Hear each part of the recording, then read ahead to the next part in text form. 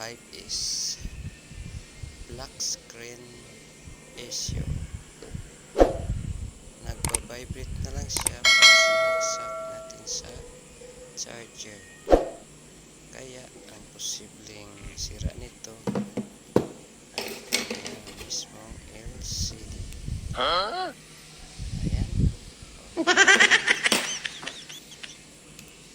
Para matesting natin kung LCD nga ba yung sira niya. Ayan.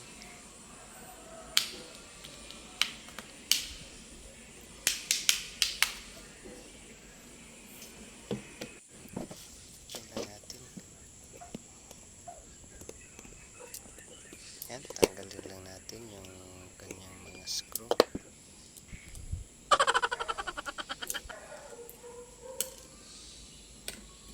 Para mabaklas natin yung kanyang battery. Ayan.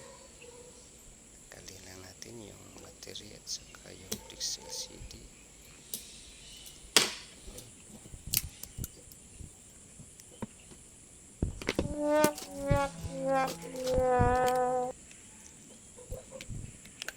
Tanggalin muna natin yung LCD nya.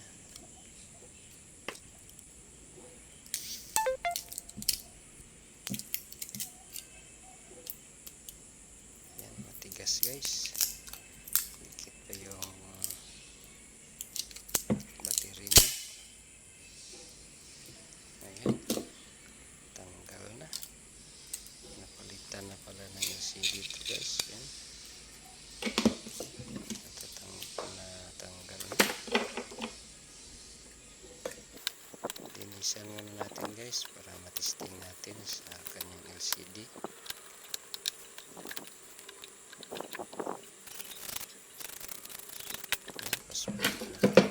Fast forward ko na para hindi mahaba yung ating video. Okay, malinis na. Testing na natin. Yan yung kanyang LCD. Testing natin kung mag-display ba siya. Yan, kapit natin.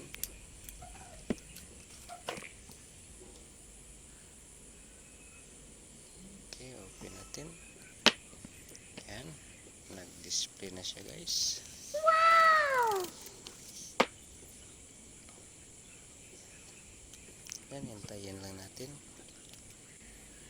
Ayan, tinisting ko na.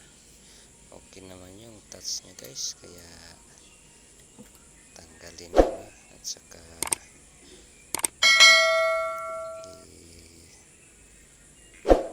dikit na natin.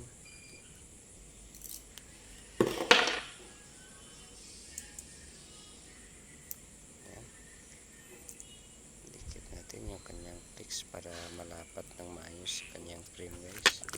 Are you crazy?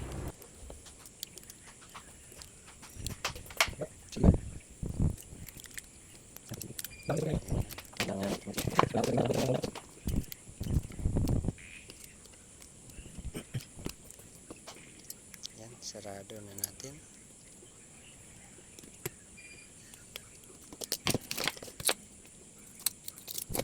Mamaya na natin didikitan yung kanyang LCD.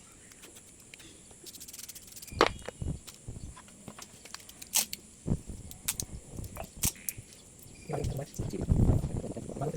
natin ng tip yung plastic ng battery niya guys, natatanggal kasi. Yan, sarado ko na.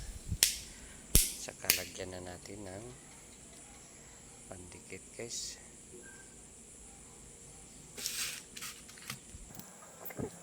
Yan, open ko. Nag-display naman siya. Lagyan na natin ng pandikit.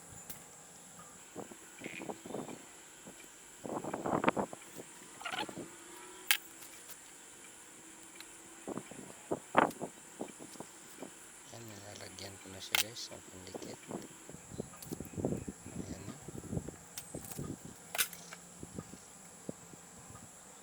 Ayan, punasan natin yung mga sobrang dikit natin. guys. Saka patuyuin natin. Ayan.